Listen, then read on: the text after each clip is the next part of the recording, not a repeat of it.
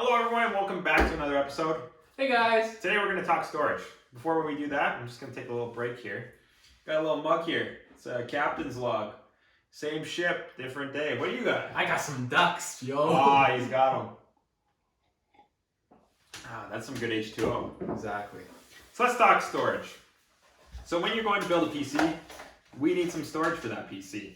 And for our PC that we're building today, we decided to go with a WD Black NVMe SSD and 2 hard drives. Now, there's many different ways of approaching this. So we went with a 1 terabyte SSD and 2 8 terabytes of Seagate Barracuda compute drives that we're going to run together as a single 16 terabyte drive. So software wise, we're going to connect them together so they show up as one file system on the desktop. Now, the Seagate Black drive, this is an impressive drive. Now, this got up to 7,000 megabytes per second read. And then the write, I think the write was around 400 or 500. It doesn't say on here.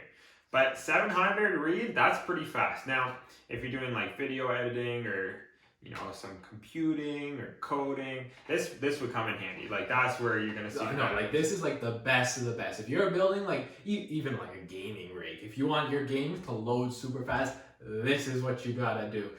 They're a little bit pricey, but and they're tricky to install too. Like they take quite a bit of expertise and some fine craftsmanship. And you know what I find really difficult to install about these is there's a small screw that you have to install. But sometimes it doesn't come with a small screw. So I got like multiple desktops with bigger screws than what should be on there because they don't include the screws. So hint, hint, WD, if you could include the screws in the package, that'd be amazing. Watch me open it up and it's in there. I mean, yeah. But like, it's been so long since I've opened one of these. I usually get the WD Blue drives and they're pretty reliable for what I do. The last drive that I got was actually a Seagate Barracuda compute, but due to the times that we live in now, they're very difficult to come by. So WD Black was the way we went.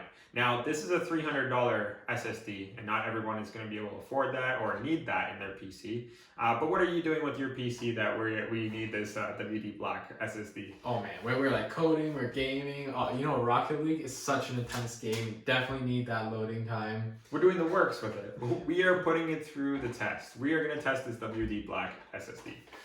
So where's our handy unboxing tool? Yes. Let me just do a quick... Not product placement. Gotta stay hydrated. Gotta stay hydrated.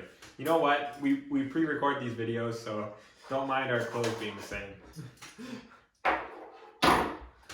Now, let's take a look at what we actually get in the box with our WD Black SSD. Now, it's a pretty cool looking box, I will admit that.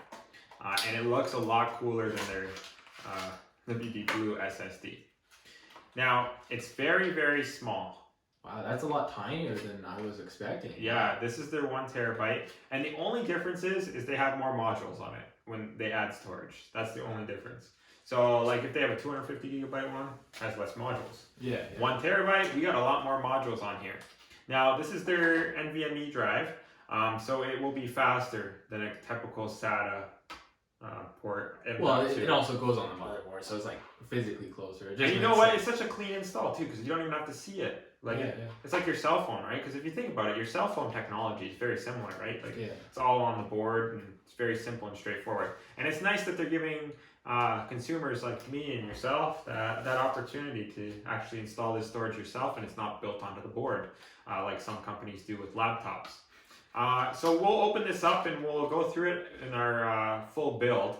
But let's talk about why we included the hard drives too. So the hard drives are an older school technology. So they've been around for a while. And these are in that special coating,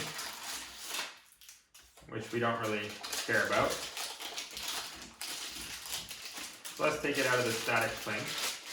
And these are the Seagate Barracuda. I believe they're the computes. Yeah. So these are 8 terabyte hard drives. And these should not go bad. Like, hard drives have come along so far that if it's in a desktop not moving and you're only using it to hold stuff and store stuff, hard drives are the way to go. If we want to store pictures or movies, this is the way to go. Yeah. Because it's so much cheaper. Like one of these drives, 8 terabytes, we got it for like $150 versus $300 for 1 terabyte NVMe SSD. So when you're building a desktop and we're talking storage, we want to combine both of them at this point in time. Now there's hard drives you can get with SSDs built in, there's all different types. But for us, what makes sense is to have that separate SSD that we're going to have our Windows operating system on, maybe a couple games we play really often.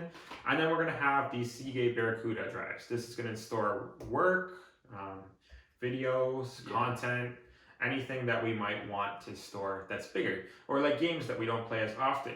Because when you really think about it, this has like, it should have the connection speed on here.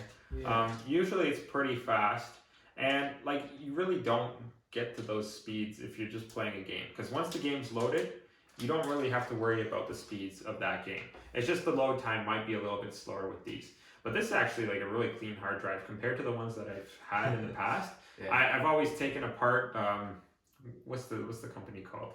Seagate. Seagate, yeah. Seagate. What I usually do is I take apart the Seagate drives that you can get inside of those expandable storages that are external, and then I use those in the desktops because they're usually cheaper.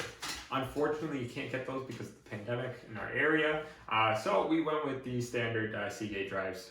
They're a little bit more expensive, but hey, everything is at this time.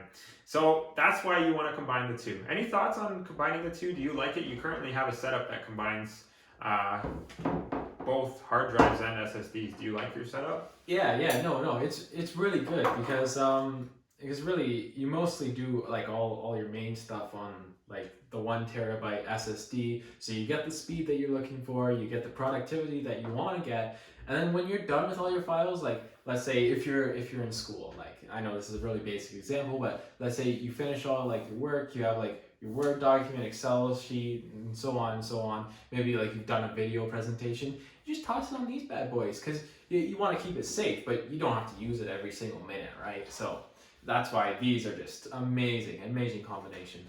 Yeah, and like you can set these up in RAID, so you only really need 8 terabytes of storage altogether, and if one of them went bad, the other one would still be okay. But for our purposes, we have multiple copies of our information, so we're just going to set it up so we get 16 terabytes of space total on these, and then we get 1 terabyte here, so we'll have about like 15.8 terabytes of usable storage in this build that we're doing. So this is a pretty epic build. Yeah.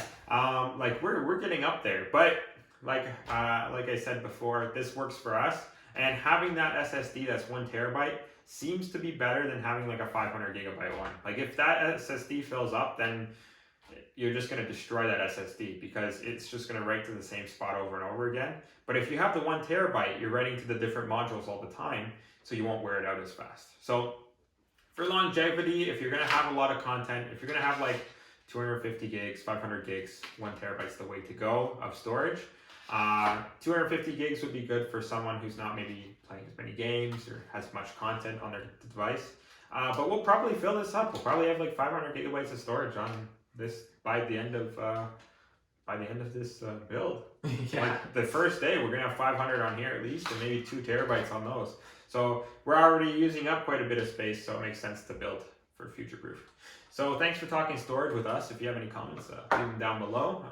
We'll start a little discussion down there. Don't forget to leave a like on the video if you liked it. And don't forget to drink that water. Yeah, stay tuned. Cheers.